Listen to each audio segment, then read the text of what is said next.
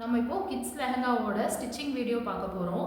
இதில் பார்த்தீங்க அப்படின்னா நெக்கு வந்து இப்போ கிட்ஸுக்கு மோஸ்ட்லி பார்த்தீங்கன்னா நம்ம கேன்வாஷ் வந்து தனியாக ஒரு ஃபேப்ரிக்கில் இது பண்ணும்போது அந்த இடத்துல கொஞ்சம் ஹார்டாக வெயிட்டாக இருக்கிற மாதிரி இருக்கும். அதனால நான் என்ன பண்ணியிருக்கேன் அப்படின்னா அந்த நெக்கோட ஷேப்பை வச்சு கேன்வாஷ் அப்படியே கட் பண்ணி இந்த லைனிங் ஃபேப்ரிக்கில் ஸ்டிக் பண்ணிட்டேன். இப்போது இன்னொரு விஷயம் பார்த்தீங்க அப்படின்னா இந்த ஃபேப்ரிக் வந்து டிரான்ஸ்பரண்ட்டாக இருக்குது.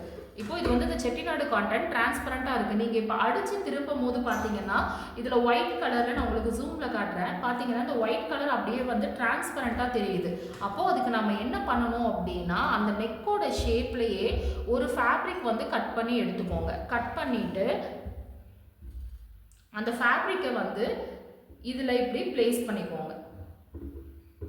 ப்ளேஸ் பண்ணிவிட்டு நம்ம இப்போ எங்கே ஸ்டிச் பண்ண போகிறோம் அப்படின்னா ஒரு 1/2 இன்ச் இந்த நெக்கில் வந்து ஒரு 1/2 இன்ச் வந்து வெளியே தள்ளி நம்ம ஸ்டிச் பண்ண போகிறோம். அப்போ நீங்கள் இந்த ஃபேப்ரிக் இருக்கு இல்லையா, நீங்கள் ஒரு ஃபேப்ரிக் வச்சுருக்கீங்களா, அந்த நெக்கோட ஷேப்லேயே இந்த ஸ்வீட் ஹார்ட் நெக்குனா அந்த ஸ்வீட் ஹார்ட்டோட ஷேப்லேயே நான் அந்த ஃபேப்ரிக் வந்து கட் பண்ணி வச்சுருக்கேன். அதில் ஒரு 1/2 இன்ச் இங்கேருந்து வெளியே ஒரு 1/2 இன்ச் தள்ளி நீங்கள் நெக்கை வந்து அப்படியே ட்ரா பண்ணுங்கள். அந்த ஸ்வீட் ஹார்ட் நெக்கை வந்து ட்ரா பண்ணிக்கோங்க.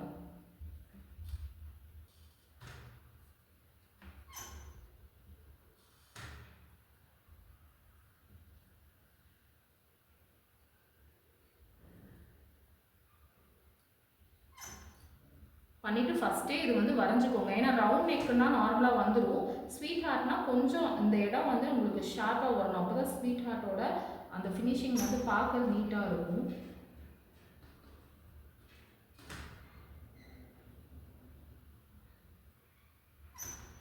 இது வரைஞ்சி பண்ணும்போது உங்களுக்கு ஷோல்டர் எல்லாமே கரெக்டாக வரும்.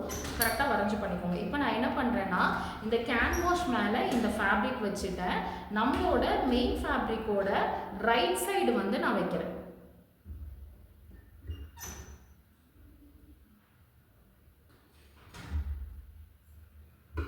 ரைட் சைடு வச்சுட்டு இப்போ நம்ம ஸ்டிச் பண்ணுறோம்.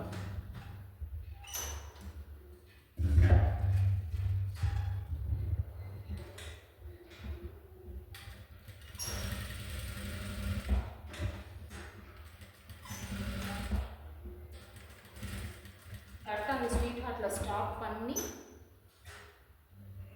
மறுபடியும் அது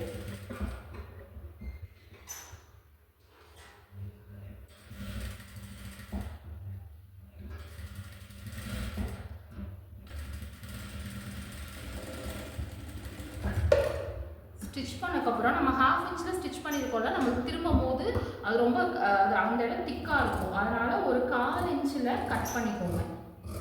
நீங்கள் கேன்வாஷோட சேர்த்து அந்த ஃபேப்ரிக்கை ஒரு 0.25 இன்ச்சஸ் வந்து கட் பண்ணிவிட்டு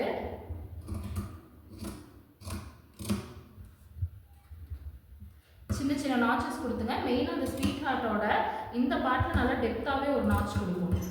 சுற்றி குட்டி குட்டி நாச்சஸ் கொடுத்துக்கோங்க.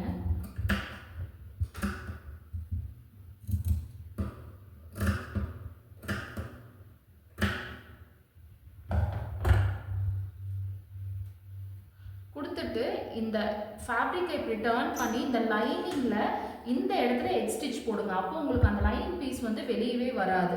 இது ஜூமில் காட்டுறேன் பாருங்கள். இந்த மாதிரி இந்த திருப்பி இந்த லைனிங் ஃபேப்ரிக்கில் இந்த எட் ஸ்டிச் நீங்கள் கொஞ்சம் இப்படி நகர்த்தி போட்டுட்டிங்கன்னா கூட அந்த லைனிங் ஃபேப்ரிக் வந்து அப்படியே அசிங்கமாக வெளியே தெரியும். அதனால் நீங்கள் கரெக்டாக எட்ஜில் ஸ்டிச் போடணும்.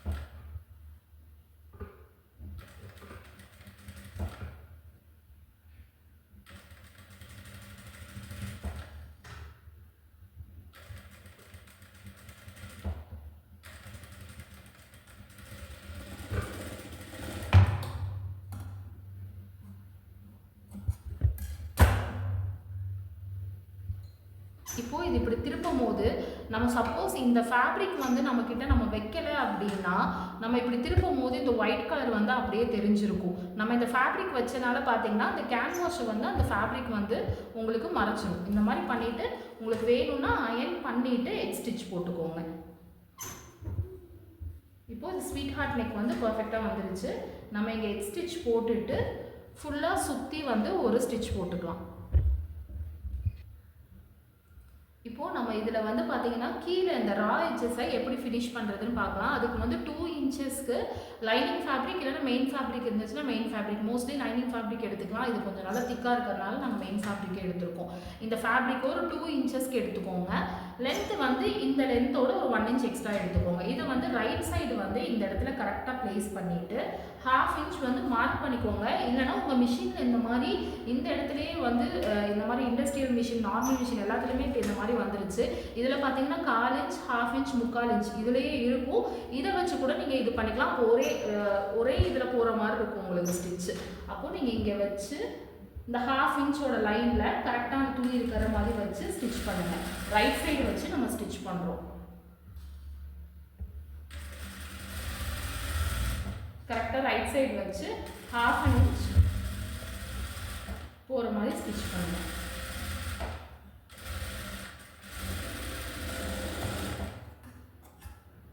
ஏன்னா நம்ம 1/2 இன்ச் வந்து விட்டுருக்கோம், ஷோல்டருக்கு 1/2 இன்ச் விட்டுருக்கோம்.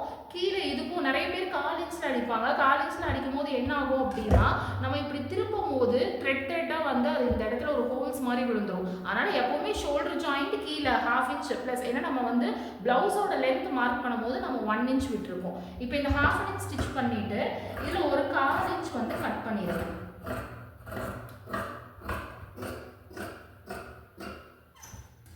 கட் பண்ணக்கப்புறம் அதே மாதிரி டர்ன் பண்ணி லைனிங்கில் ஸ்டிச் போடுங்க. அந்த பீஸ் கொடுத்தோட அந்த பீஸில் எட்ஜில் ஒரு ஸ்டிச் போட்டிங்கன்னா உங்களுக்கு திருப்புறதுக்கு ஈஸியாக இருக்கும்.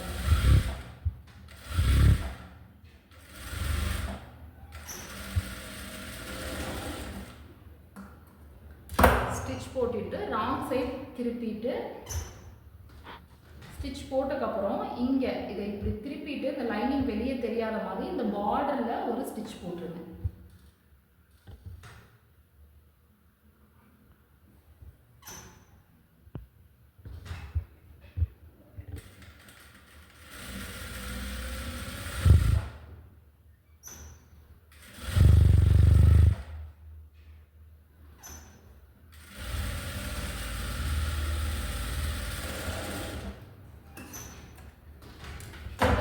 இந்த பீஸை இந்த மாதிரி ஃபோல்டு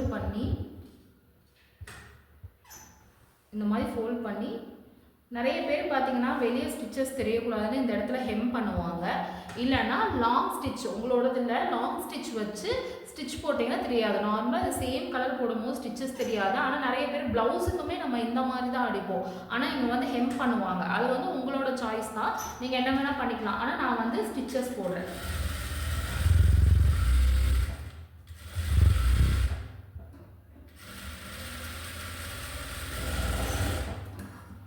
இந்த மாதிரி நீங்கள் பேக் பார்ட்டையும் ஃபினிஷ் பண்ணிக்கோங்க. சேம் இதே இதில் தான் பேக் பார்ட்டும் ஃபினிஷ் பண்ணணும். நான் ஆல்ரெடி வந்து ஃபினிஷ் பண்ணி வச்சுருக்கேன் பேக் பார்ட்டை.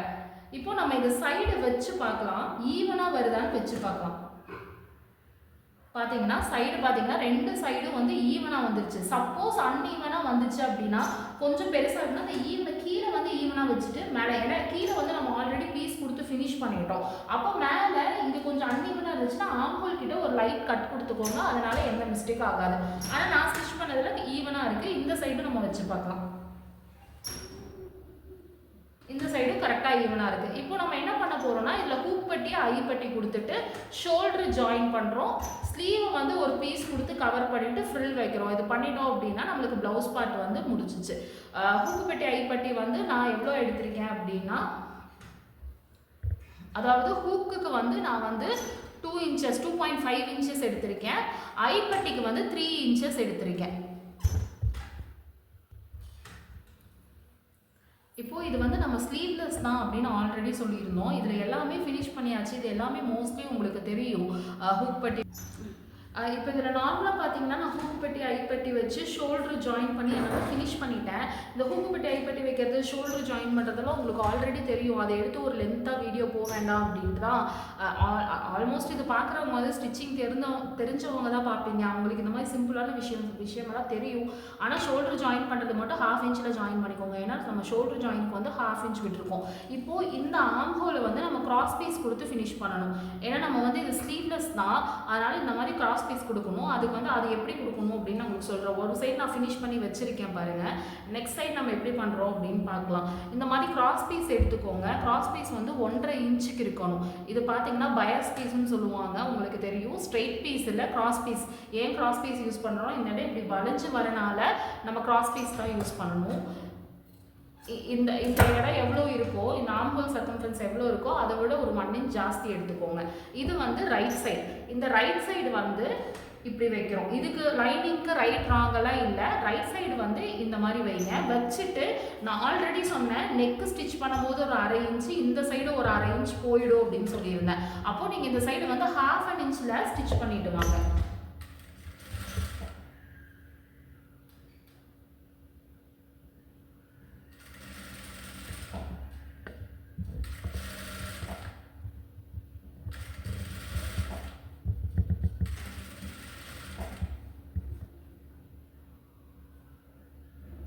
ரொம்ப இந்த கிராஸ் பீஸை போட்டு இழுக்க வேண்டாம். இழுக்காமல் மெதுவாக அதே மாதிரி ஆர்ம் ஹோலே போட்டு இழுக்காதீங்க. கிட்ஸோடதில் நார்மலாக வந்து க்ரீசஸ் எல்லாம் வராது. ஆனால் நம்ம பெரிய ட்ரெஸ் எல்லாம் ஸ்டிச் பண்ணும்போது போட்டு ஆர்ம் ஹோலே இழுக்கக்கூடாது. நார்மலாக இந்த மாதிரி பீஸை மேலே வச்சு ஸ்டிச் பண்ணிடுவாங்க.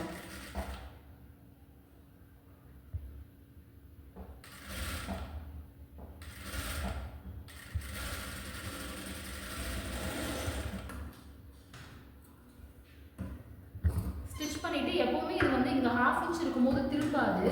அதனால் வந்து ஒரு 1/4 இன்ச்சை வந்து கட் பண்ணிடுங்க.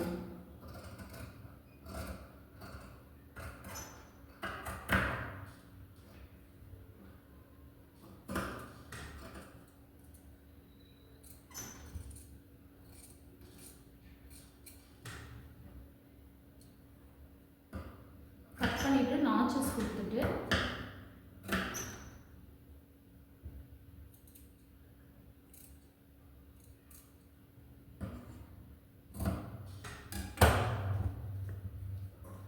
ராங் சைடு இப்படி திருப்பி நாச்சஸ் கொடுத்துட்டு, நான் எப்போவுமே இந்த லைனிங் மேலே இந்த ஒரு எட் ஸ்டிச் போடுறதுனால இப்போ நம்ம இப்படி திருப்பும் போது பார்த்தீங்கன்னா நம்மளுக்கு தெரியாமே இப்படி லைனிங் வெளியே வந்துடும். ஆனால் நீங்கள் இந்த நெக் ஆகட்டும் இதாகட்டும் இந்த எட் ஸ்டிச் போடும்போது உங்களுக்கு லைனிங் ஃபுல்லாகவே உள்ளே போய் கவர் ஆகிடும். அதனால தான் நம்ம அந்த எட் ஸ்டிச் போடுறோம். இப்போ நெக்குக்கு இந்த கீழே பீஸ்க்கெல்லாம் போடுறோம்ல, அதே மாதிரி எட் ஸ்டிச் போடுவோம். அது போடும்போது உங்களுக்கு சுத்தமாக லைனிங் ஃபேப்ரிக் வந்து வெளியவே வராது. ஆனால் எட்ஜில் தான் போடணும், ரொம்ப தள்ளி போட்டுறாதீங்க.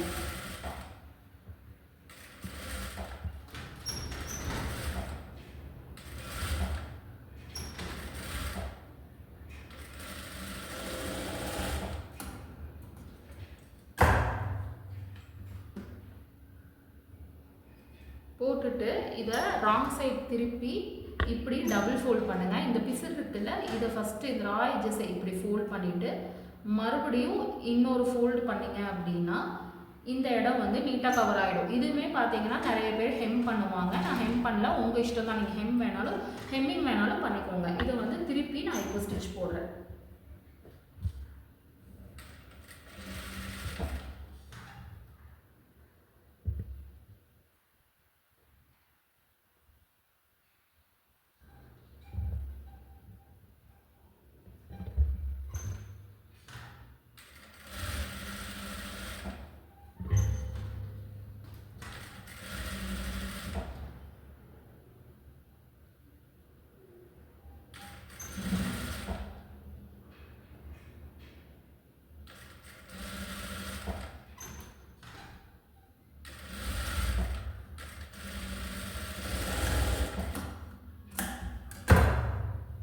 ஸ்டிச் போட்டதுக்கப்புறம் ஃப்ரண்ட்டில் உங்களுக்கு இந்த மாதிரி ஃபினிஷ் ஆகிடும்.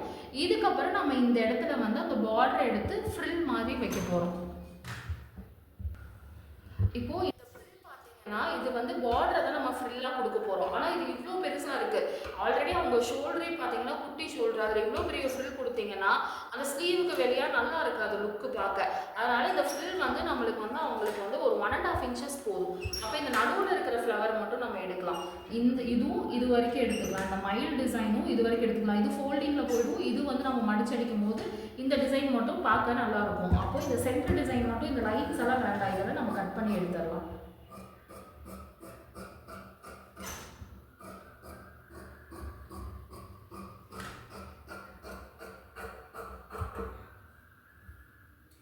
இந்த சைடும் இந்த லைன்ஸை கட் பண்ணி எடுத்துருங்க. இது எல்லாமே சைடு ஜாயின் பண்ணாததுக்கு முன்னாடி பண்ணிடணும், இல்லைன்னா உங்கள் சைடு ஜாயின் பண்ணிட்டீங்கன்னா அந்த ஃப்ரில்லெல்லாம் உங்களால் வைக்க முடியாது. கட் பண்ணிவிட்டு கால் இன்ச்சில் இந்த சைடும் ஃபோல்டு பண்ணுங்கள். 1/4 இன்ச்சில் டபுள் ஃபோல்ட் பண்ணிடணும், இல்லைன்னா த்ரெட்டு வந்து வெளியே வந்துக்கிட்டே இருக்கும்.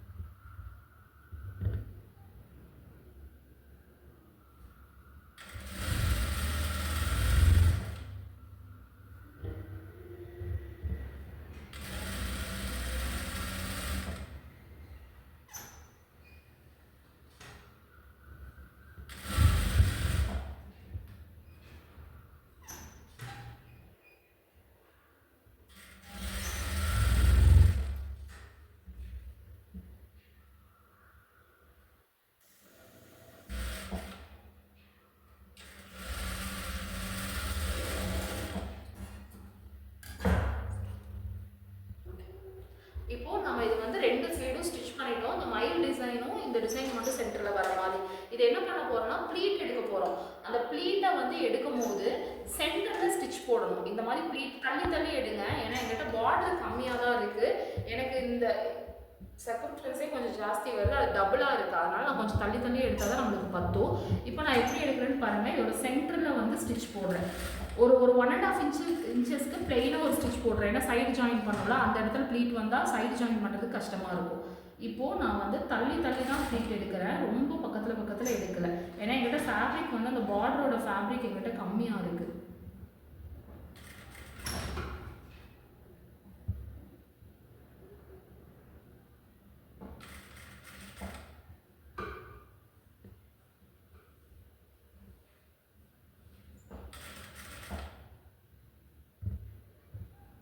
இதில் வேணும்னா நீங்கள் கேதர் ப்ளீட் கூட எடுத்துக்கலாம். இதில் வந்து கேதரிங் ப்ளீட் வந்து பார்டரில் எடுக்க முடியாது, அந்த த்ரெட் இருக்கிறனால.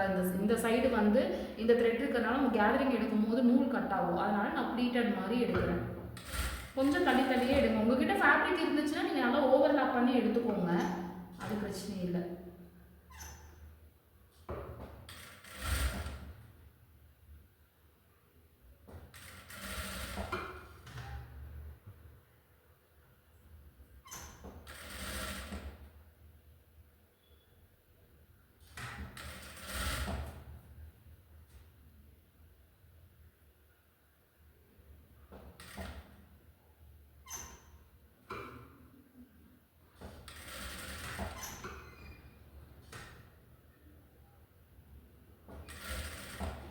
அதே மாதிரி ப்ளீட் எடுத்து வெளியே எடுக்கும் போது அந்த சைடு ஒரு 1.5 இன்ச் கேப் இருக்கிற மாதிரி வெளியே எடுக்கணும். இப்போது இந்த ப்ளீட்டை எடுத்துகிட்டு நீங்கள் நல்லா அயன் பண்ணிக்கோங்க. அயன் பண்ணும் போது இந்த 2 சைடு இப்படி உங்களுக்கு நின்றும். நான் ஃபைனலாக ஸ்டிச் பண்ணிவிட்டு அயன் பண்ணிக்கிறேன். இப்போது இந்த ஃபேப்ரிக்கை எடுத்து இதை இந்த சென்டர் ஸ்டிச் போட்டிருக்கீங்கல்ல, இந்த ஆம்ஹோல்லேருந்து 1/2 இன்ச் மார்க் பண்ணிக்கோங்க.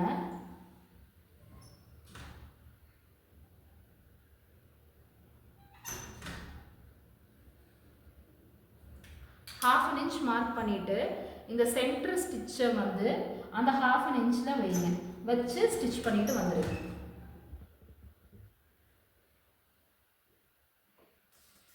நல்லா எக்ஸ்பீரியன்ஸ் ஆனவங்க இது மேலேயே வச்சு அப்படியே ப்ளீட் எடுப்பாங்க. மேபி அது உங்களோட ஸ்டிச்சிங் இது பொறுத்தது. அவங்களுக்கு அப்படியே வரும்னா நீங்கள் அப்படியே கூட பண்ணிக்கலாம்.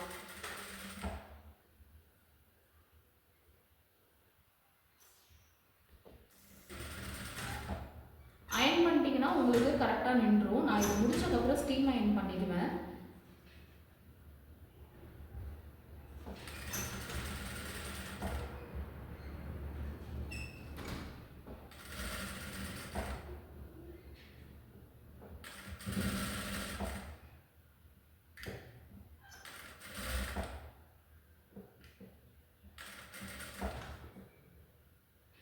கொஞ்சம் எக்ஸ்ட்ரா வந்திருக்கு. இந்த சைடு ப்ளீட் வந்து இதுக்குள்ளே போகக்கூடாது. அப்போ ஒரு ப்ளீட்டை வந்து பிரித்து விட்டுருங்க. ஏன்னா நம்மளுக்கு சைடு அடிக்கும் போது எப்போவுமே ஸ்கர்ட் ஆகட்டும் எதாகட்டும் சைடில் வந்து நம்மளுக்கு ப்ளீட் வந்து வரக்கூடாது. வந்துச்சுன்னா அந்த சைடு ஜாயின் உள்ளே போகும்போது அது பார்க்க லுக்காக இருக்காது. அதனால் அதை எடுத்து விட்டுட்டு இந்த ப்ளீட்டை